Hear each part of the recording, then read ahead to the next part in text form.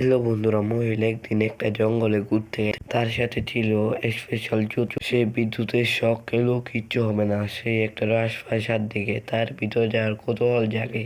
সে ভিতরে গিয়ে আরো ভিতরে যাওয়ার কৌতূহল জাগে। তারপর সে আরো ভিতরে গিয়ে তিনটা দরজা দেখতে পায়। একটা দরজাতে ছিল প্রচন্ড রকমের গরম, সেখানে ঢুকলেই মানুষ মরে যাবে। তৃতীয় দরজাতে ছিল পানির ডুব খেয়ে মরে যাবে। চুয়াতে ছিল নিচে থেকে বিদ্যুতের শক খাবে। আপনাদের বলতে হবে এই তিনটা দরজার মধ্যে মহিলা কোনটাতে গেলে সেফ থাকবে, নিরাপদ থাকবে। 5 সেকেন্ডের ভিতরে বলুন। আপনাদের সময় শুরু হচ্ছে এখন।